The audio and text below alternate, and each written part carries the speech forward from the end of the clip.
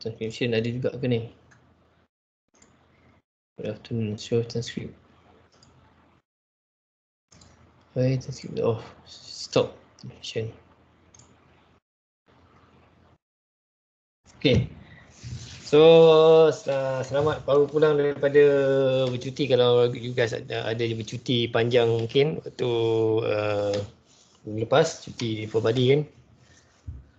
Okay, so untuk pengetahuan you guys, mostly ni just some announcement lah. Okay, most assignment tu dah di extend sampai 18 November. So which is you guys ada lagi a week lagi lah to buat. So pastikan make sure you settle all the assignment lah. Okay. And then dekat beberapa tarikh dekat dalam Euler ni saya dah letak a few proposed date lah about kaitan dengan test dan sebagainya kan, dan juga project. Okay, so project is a group project lah.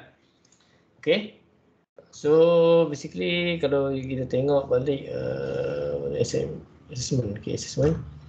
So kalau you guys keluar, so make sure you guys check bahagian assessment ni selalu kan, sebabnya sini dah saya letak semuanya. Assignment 1, assignment 2, and then okay, so mostly dia dah ada ke sini lah. Okay, and then ada midterm test bila tarikh, okay, lab test bila dan lab test tu, so sampai and then project.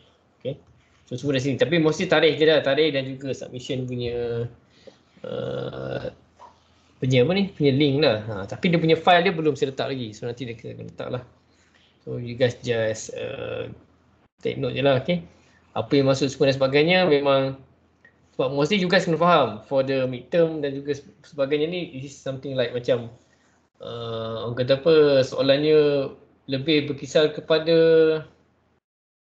bukan something yang kita nak uji dari segi kamu memorize fact lah. Okay, so this is sebab bila kita go for online ni, mostly all the question tu is about you guys punya macam maybe some experience ke, dan juga opinion, dan juga you guys punya hasil kerja lah. Okay, so this, sebab itu yang apa kita orang kena setkan something like that lah. Okay, so macam contohnya kita soalan mungkin mostly sebab bila online punya kuliah ataupun kelas ke ni semua, bukan kelas lah, dunia test ni mostly adalah berkisar kepada benda-benda yang macam tu. Tapi mostly ada lecture yang setkan macam orang kata apa, objektif dan sebagainya kan. Tapi ada juga lectures yang memang fokus on maybe create a video ke, 1 minute video ke kan, guna IG ke, guna TikTok ke dan sebagainya kan. So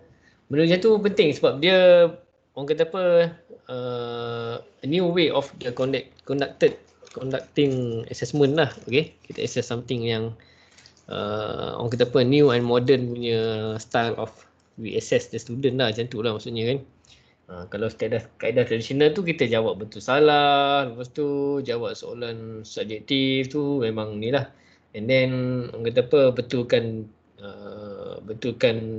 orang kata kalau programming betulkan orang kata apa, dia punya source code lah kan. So itu benda-benda yang tradisional punya assessment. So tapi bila pergi ke arah macam yang orang kata apa, bukan next generation lah, lebih kepada macam yang orang kata apa, new type of assessment tu, kita kena kita kena be creative lah kan, mencabar sebenarnya online ni sebenarnya. So that's why benda tu saya keep on thinking lah dengan tim-tim staff yang lain, lecturers yang lain. Okay, tanya pendapat macam mana diorang conducting activity and so on. Okay, okay, so itu saja berkaitan dengan ni, saya letak kat sini lah. Ada juga bahagian notes saya letak something lah dekat bahagian notes, books and resources. Ada kat bahagian notes ni, nampak? Lepas tu kat atas. So notes ni saya letak yang the most current one lah. Okay, so pertanyaan sekejap je, saya just nak present. Okay, berkaitan dengan GDLC ya.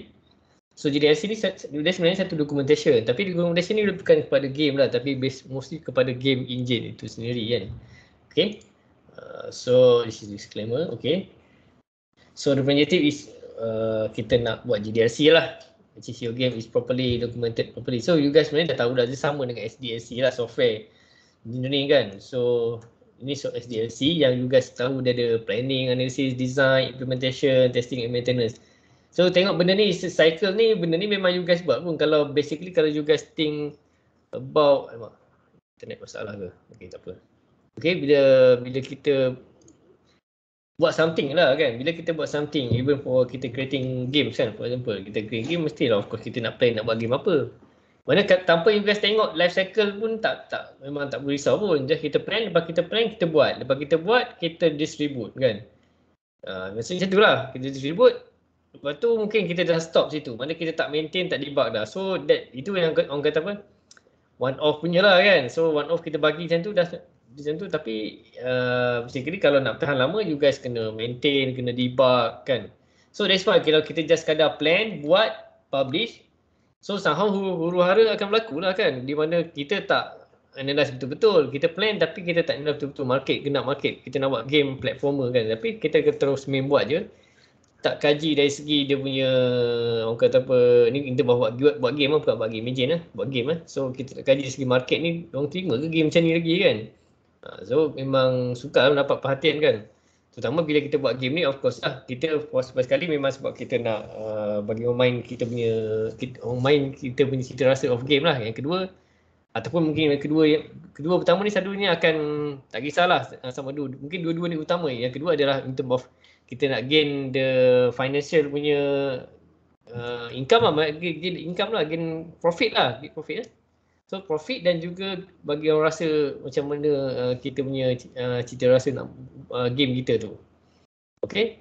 And then datang yang lain-lain nombor 3, 4, 5 dan seterusnya tu datang benda lain lah. Which is, ni purpose of creating game dan sebagainya kan. So kita ada plan, analysis. So sama je benda yang sama kita buat. Cuma in term of game ni selalu mostly dekat bahagian, ada satu bahagian tu dia tukar sikit. Okay, dia tweak sikit of the SDLC kan. Okay, so ni in term of SDLC lah. In term of project management, ada dia nak, sebab ni nak tengok in term of budget dan sebagainya kan. Lalu mostly dia ada department dia yang handle benda ni, ataupun bahagian pengurus lah. Pengurus maksudnya dia producer. You guys yang mungkin yang programmer, yang jadi game artist, yang juga sound engineer dan sebagainya, diorang just buat je. Tapi ini in term of part, you guys nanti akan jadi somehow you guys akan jadi producer contohnya kan. Okay. So advantage dia kalau kita buat, contohnya advantage dari segi kita buat documentation ya. Kita cakap documentation je lah. SDLC ni documentation lah, ataupun GDLC ni. Documentation ni kita dapat, orang kata apa, fokus a few key point yang penting lah. On trade off dia, apa yang akan tengok, mana pelbagai pihak dapat tengok lah. Fokus on goals, dapat create milestone, checklist apa yang ada yang tak ada. Mana setiap satu tu diperincikan lagi lah. Bagai planning ada perincian dia dan sebagainya. Nanti kita tengok bagai perincian kan. Okay. So ni untuk membuat model-model dia, waterfall model kan. So waterfall model dia macam tak ada feedback, ada yang feedback balik. Okay. Ada yang style agile model. Okay, so agile ni memang saya letak few links of YouTube kat dalam tu, kamu you guys boleh tengok, ataupun kalau you guys nak share yang lain pun boleh. Tapi mostly sama je kalau back sini kan. So sama je, nampak analisis, requirement design, and then testing, develop, maintain. Kalau ke kanan pun sama lah, sekali dia akan review ni dengan maintain sama lah. Kita review balik, kita buat balik, and then masuk balik ke requirement untuk next update dan sebagainya. So which is sama, tapi in term how dia actually convey the diagram tu lah code. Okay, so it is something like, tapi masing-masing perkenalkan ini in term of macam mana dia dokumentkan. Okay, kalau red pula dia dekat bahagian planning ni dia akan keep on revise. Okay, so revise bahagian ni, kemudian dia bukan pergi dia akan publish the ni lah orang kata apa, result tu. So dia macam soalan kat feedback dia kat bahagian ni untuk user design, dia akan adjust kat sini semuanya. Planning orang kata apa, dia tak feedback kat sini, tapi dia feedback in term of this one lah. So basically dekat user design tu dia akan ubah according to the maybe to the kehendak pasaran ke dan sebagainya. Berapa factor tu kena check lah, tu refine dan sebagainya kan. Okay, sebentar ni. Okay, skip lah dah. Okay, oops. So ini prototyping model. Okay, kita start requirement gathering. Okay, and then quick design. Okay, and then build prototype. Ni lebih kita dapatkan apa benda kita nak buat tu, game apa nak buat, mana bos bagilah, producer bagi requirement, game director akan establish team. design properly, quick properly design, mana somehow dia, orang kata apa, dia buat very quick design, mana dia pakai block je, pakai cube ke, pakai cylinder ke, buat dia punya prototype. Asset pun tak buat lagi, dia buat mostly asset tu adalah pakai block je. Okay, kemudian main. Mana sebab tu kalau kamu buat game, so yang team asset dia akan buat lah, selalu asset ni dia tak bergerak lagi. Dia yang first kali yang bergerak adalah team programmer tu, dia akan guna yang asset yang very default, square, cube, cylinder. Ambil pakai Unity tu kan, kat Unity tu you guys ambil contohnya, buat pakai benda itu the first one. You guys first kali buat prototype untuk dia berjalan dulu, boleh tembak, pakai tembak keluar apa, silinder kecil kan. So tembak contoh, siap. And then you guys replace with the asset tu lah, bila itu kata refine prototype tu kan. Kemudian kita publish lah. Okay, so GDLC ni sama, it's basically the same je lah, sama je lah. Cuma dia ada orang kata apa, pre-production, production dan juga post-production lah. Tu ada dan ada version dia dekat bahagian ni. Sini dekat bahagian prototype ni sebenarnya prototype. Sini bahagian prototype cuma ideakan dalam bentuk ada alpha version, beta version. So alpha version yang kamu buat ni adalah lebih kepada yang first tadi. Mana ni? Oops, silap. Quick design, build prototype. Ini alpha version. The first prototype tu alpha version. Alpha version tu mana dia boleh playable. Udah, kalau kamu nak buat game action tembak menembak, just memang first person tu boleh tembak lah, tembak musuh mati, itu je. Tapi dia punya kita nak refine balik tu, contohnya dia boleh strafe to the right, strafe to the left tu kan. Kita nak tambah, mana kita ada proses. Sebab semua game basically is just the same je. Kalau first person game, action game, adventure, benda sama. Dapatkan nak buka pintu lah, dapatkan kunci lah. So kunci tu nak buat macam mana kunci dia. Nak buka pintu, buka pintu tekan enter, buka pintu macam biasa ke, ataupun part animation tak nak sentuh lah. Animation, in term of animation, pintu tu bergerak macam mana, it depend on animation yang dibuat. Sebab kita tak boleh control benda tu, itu adalah animation. Okay, tapi in term of kita nak orang kata apa, nak bagi make it, kita pergi ke bilik yang sebelah tu ataupun ruang yang sebelah kan, kita main game kan, buat game. Ni untuk buat game lah. So kita kena pastikan pintu door yang kita buat tu nak access dia, orang kata apa, mungkin pakai, kita letakkan satu emblem ke ataupun satu key dekat satu part kan. Tahu dia pusing kan, dia pusing ke macam mana tak tahulah, dia ni lah dia yang tentukan lah kan. Okay, so dia tu buka pintu, ataupun mungkin dia kena shoot few things kat situ ke, ataupun kena cari ingredient ke. So benda tu yang kita define, sebab kadang-kadang takut benda yang sama kita buat, game lain dah buat, kita pun nak kena fikir idea macam mana nak market. Tapi kena trade off dengan nak jadikan game tu simple ke tak simple kan. Kalau macam terlalu susah sangat, sekali orang pun fed up, malas nak main kan. Kan? Tambah macam saya memang tak suka sangat kalau game tu macam dia kena patah balik terlalu jauh ke belakang sangat. Kena patah balik tempat yang lama. Saya tak nak sangat, suka balik tempat dia kat situ jugalah. Tapi ada yang suka macam tu. So macam game yang Maze lah, yang YTH, okay, dia puzzle dia terlalu ni kan, dia kena selesaikan kat dia duduk kat sebuah pulau tu, nak kena keluar kan, elektrik tak ada kan. Dia buat balik tu, remake tu, rasa dia remake lah. Dia game tu daripada lama punya buat baru. Okay, kamu boleh buat step macam tu, buat sebuah pulau je, create, kena ada puzzle atas puzzle kan. Itu memang mencabar minda lah, tapi kena pastikan hint dia betul-betul lah, kesian orang kan. Kan bagi kalau orang bagi melalui painting, dia masuk bilik tu, macam mana nak buka pintu ni, nampak ada beberapa arca kan, tapi tengok balik ada painting, cat, bukan cat, lukisan, painting, cat lah.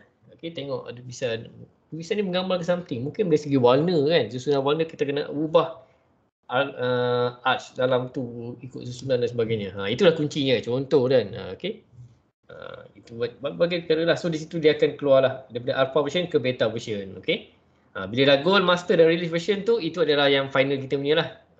Okay, sebab tu sebenarnya in term of game ni dia unik sikit, dia perlukan game tester lah sebenarnya. Sebab game tester ni penting, terutama kita panggil. Tapi game tester ni of course kita kena sediakan satu dokumen kat dia, dia jaga rahsia game kita lah. Bukan nak curi idea kita. Okay, dia jaga game tester, sebab tu dia tester. Ataupun kita sendiri hire game tester, dia akan uji dari segi pelbagai sudut. Contohnya dia keep on tekan E kan. Misalnya tekan E lama-lama dia hang kan. So dia kena betulkan. Memang tu kena dapat input E, tapi kalau tekan E banyak kali jadi apa? So macam-macam lah. Okay. So konsep dia, contohnya kan ada saya cakap dia ada pre-production, production dan juga post-production kan. So dalam production ni of course everything lah, art, concept, storyboarding, writing, script writing lah, level design, modeling ni ada tugas-tugas some of the game director lah. Game director ni macam Wan Hazami, Kojima dan sebagainya kan. So yang bla-bla programming tu, modeling tu, asset artist dan sebagainya. Ada game tester, okay. So itu part dia untuk GLC lah. So dalam dua yang orang yang terkenal ni, dua researcher, orang kata apa, method guna method dan juga diperkenalkan kan orang kata first kali oleh Rido and Yani, prototyping stages, and juga kedua adalah Fullerton game prototype, usability criterion. So dua ni dimasukkan. Dua ni dipilih oleh kalau you guys kenal Encik Nazri ni sebagai method yang digunakan untuk deliver a good game lah. Okay. Boleh juga digunakan untuk pembuatan game engine. So of course lah, sebab nak buat game tu dia dibuat game engine untuk tujuan supaya memudahkan kita lah. Okay. Sebab tu lah kalau game engine, kalau bila developer ni dia develop game engine supaya dia senang buat puzzle yang dikehendaki ataupun dia buat game benda tu repeat. Okay, benda tu yang benda something yang repeat. Okay. Sebab dia buat style dia nak buat puzzle ni adalah lebih kepada apa? Pintu dia dibuat melalui state arrangement of the object. So memang dalam game engine tu dia buat satu game engine yang memudahkan benda macam tu. Itu tujuan game engine. So sebab tu kita in term of nak buat game engine ni, selalunya game tu akan datang dulu. Lepas tu yang version kedua memang baru akan naik. Ada juga yang orang kata apa, gunakan sebab orang kadang-kadang nak pastikan dapatkan game dulu. Buat game dulu, bila dapat game barulah dah establish dia akan buat dia punya the own game engine kan. Tapi itu gantung jugalah. Sebabnya kadang-kadang dia nak terus sebab dia it depend on how big the company is going to grow lah kan. Kalau macam geng-geng macam Ubisoft, EA semua tu diorang dah memang well established kan. Kita yang memang nak develop game ni saja, is make it ni just kita guna Unity, Unreal dah cukup lah kan. Tak semestinya kita nak develop game engine. Sebab that's why saya dah ada bincang dengan macam few team members kan dalam bidang game, juga producer yang kat luar kan.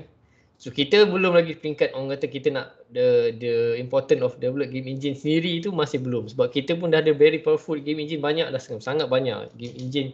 Memang kita nampak Unreal dan juga Unity tu ni, tapi yang lain pun tengah nak naik.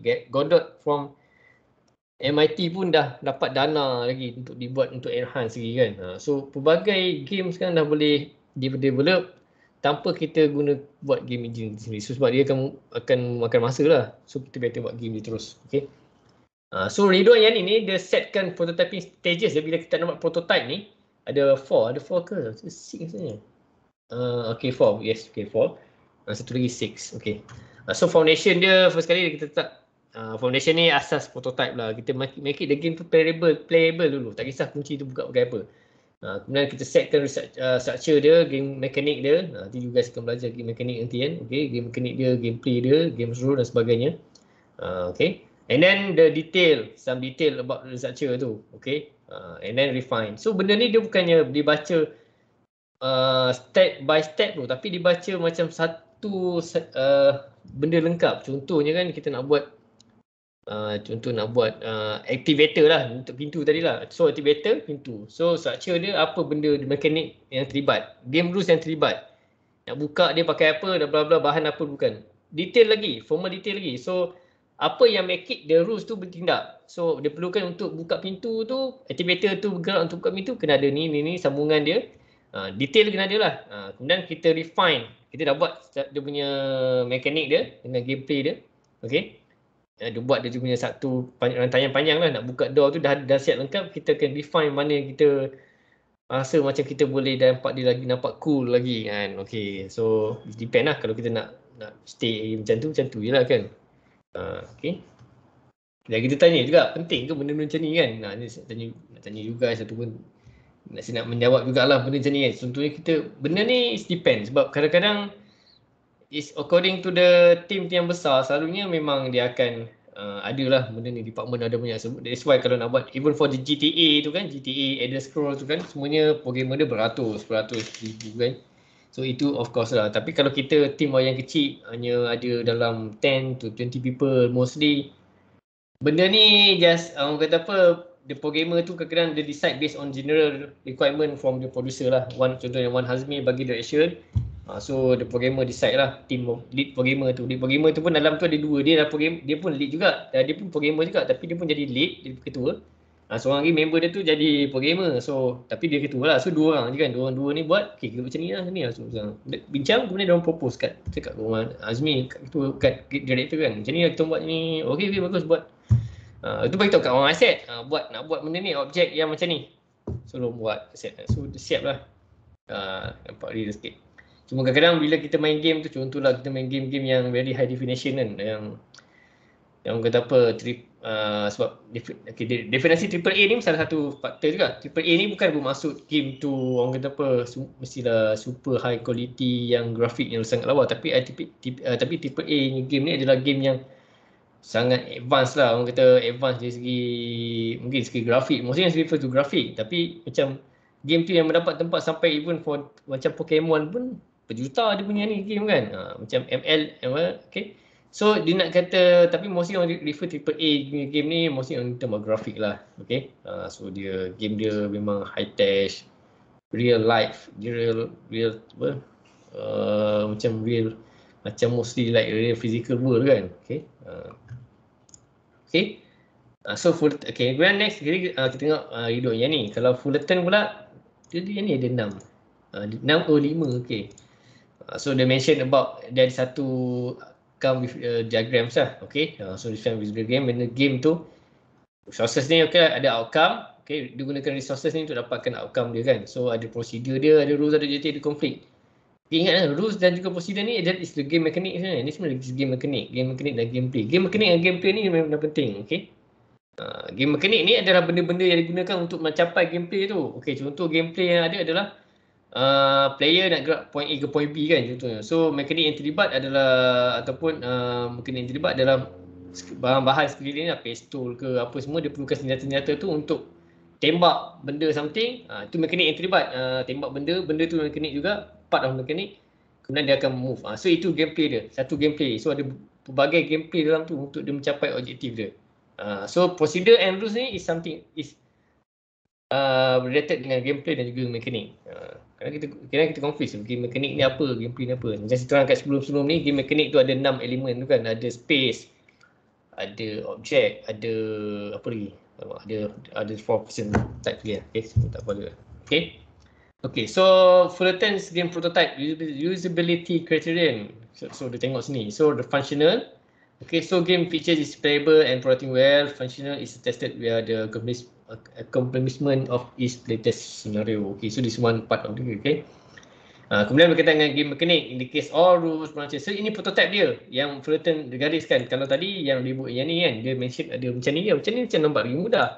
Okay, tapi yang ni dia detail sikit. Tapi kalau dia orang gabungkan, ini untuk documentation, bukan untuk buat game. Untuk nak dokumenkan. Supaya bila dia buka page yang pertama, bukan page pertama, dia buat contohnya manual tu dia buat sebanyak dalam 200 page lah. Dalam 200 page tu, setiap page tu ada dia buat gambar rajah diagram, setiap gameplay tu macam mana dia buat. Tak. Macam kamu letak satu flowchart lah. Satu page, satu gameplay. Gameplay ni, gameplay, game mekanik dia apa kan, dia gariskan semua. Okay. Kemudian ada balance, indicate the game difficulty is just fit, not too hard and not too easy. Balance is tested via education or questionnaire about the game difficulty and game progression. So bahkan ada juga dalam prototype tu kita develop 2-3 difficulties. Okay. So buatlah dalam, so ada kan, ada pecah, ada sub pecah 3, macam pecah 3 kan, 3, so yang ni normal. So kalau easy macam mana, mungkin easy, tembak area dia kalau tak terkena sangat pun dia boleh terbuka contoh. Kalau normal, dia kena hampir tepat. Kalau hard tu dia kena betul-betul tepat kena ke enemy punya mata kan contohnya. Untuk bagi dia trigger something lah. So benda tu trigger mesti trigger. Benda ni ayat seterusnya ada trigger kan. Okay. Supaya itu macam susah je documentation ni kan. Okay. Tak ada susah benda pun. Dia sebenarnya kamu kena apa listkan lah. Sebabnya macam ni, sebab apa penting macam ni lah, bila kamu dah keluar dari syarikat tu ke atau dan sebagainya, siapa yang nak sambung? Bayangkan kalau programmer baru datang tengok, dapat kamu bagi coding je kan, ataupun ada coding je untuk difahami, nak untuk teruskan game. Dah lah kamu buat FIFA, contohnya FIFA 2022 kan, syarikat EA tu, bayangkan syarikat EA tu tak buat dia punya documentation, lepas tu tak ada dia punya GDLC ni ataupun yang similar dokumen, mungkin lagi detail kot dia punya kan. Even for mekanik tu pun, sub mekanik tu pun ada lagi, ada sub mekanik lagi, sub gameplay lagi macam mana kan. So kena ada benda tu. Bolehlah programmer tu tengok, oh okey dia buat macam ni, apa kita ubah sikit. Bahkan mesti ada version lagi, tak apa, ada version untuk gameplay ni. Satu buku kot, kata buku lah, satu gameplay tu dah sampai ada banyak jilid kan contoh. So dia tugas dia nak enhance dari segi macam mana bola kita nak kicking the ball tu, dia masuk untuk free kick. So dia kena buat macam tu. So tengok gameplay yang sedia ada. Oh ni kan ni fizik dia, ni macam ni algorithm dia. Sekali dia nak tukar algorithm baru, dia buat satu file baru, okey. Dah ambil part ni, dia buat satu algorithm baru. Sekali tenangan dia tu lagi nampak realistik. Contoh. So dah ada version baru, version apa 4.5545 ke dot something lah. So dan di samping tu kena make it the game tu fun lah. So benda tu, itulah tujuan dia untuk implementation. Penting ni sebenarnya. Nampak tak penting, tapi macam kita nak, even for kita nak buat komen untuk coding, kita pun kadang macam malas kan. Tapi benda ni sangat penting untuk kita, bila ada company dan sebagainya, kita kena ada. Okay, so fun. So dalam prototype tu kena make it the gameplay tu fun lah. Fun tu macam mana kan, sebabnya kena pastikan maintain all the game tu, punya gameplay yang kita buat tu make it fun. Kerana susah juga nak make it fun but challenging. Fun, engaging and challenging. Macam mana tu? Okay, fun kan? Pasal fun is very subjective. Okay. Bagi orang lain, fun tu kalau dia sangat engaging ataupun challenging, seronok. Tapi ada orang, alamak susahnya. Tak seronok bagi dia. So susah lah. Memang susah. Kita tentukan in term of this one. So kita kena define properly fun bagi kita tu apa. Dalam team tu lah, game producer punya ni lah, kita yang kalau yang programmer tam je lah kan. Kita tak kisahlah sebabnya dia ikut arahan atas je. Tapi kita boleh cadang lah ke game director dan sebagainya. Boleh? Okay.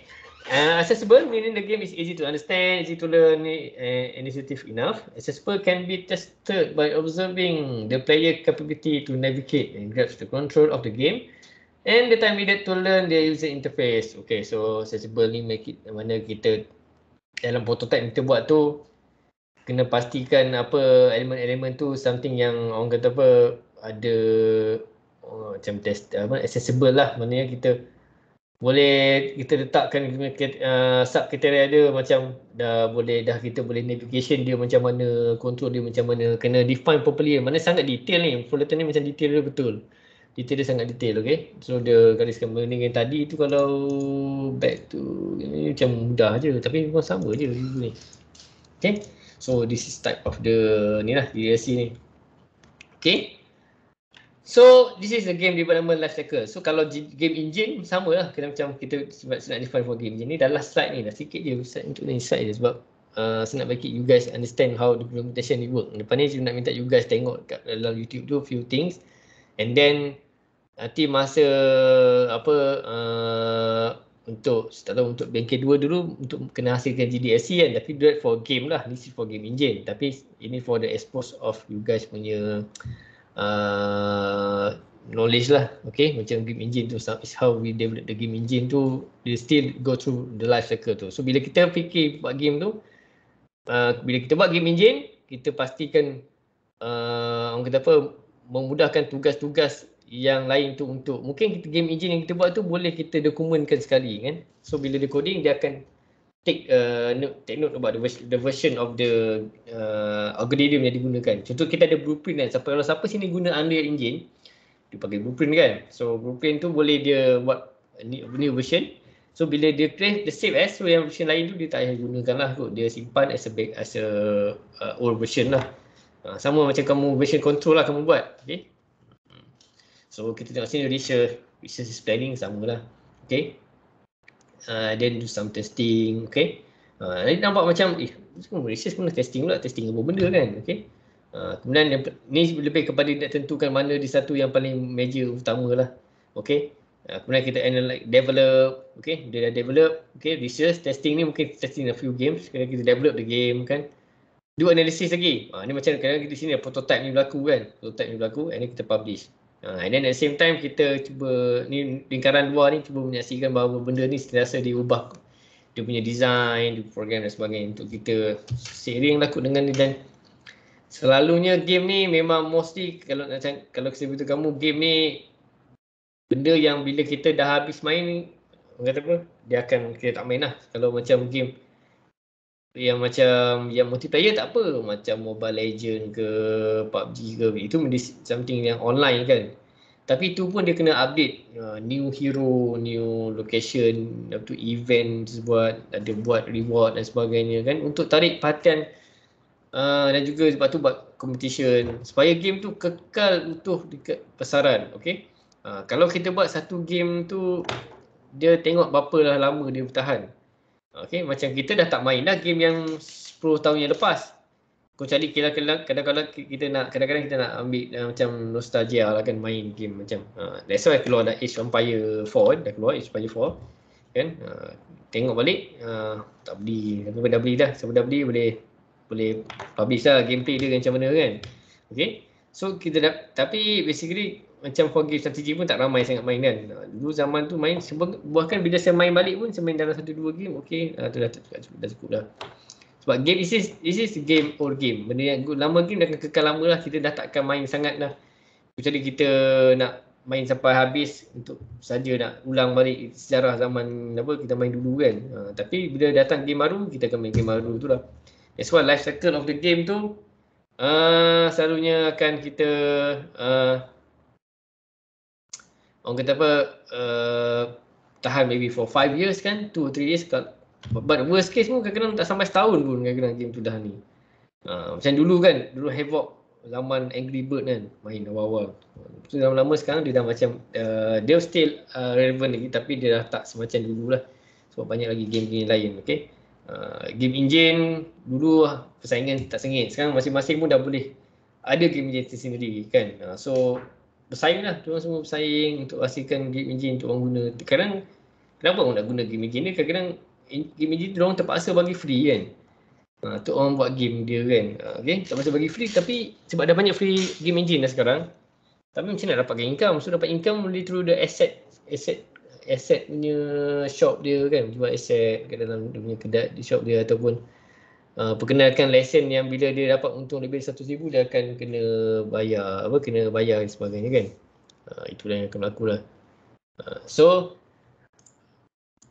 ya, sudah. Okay, so itu yang untuk kita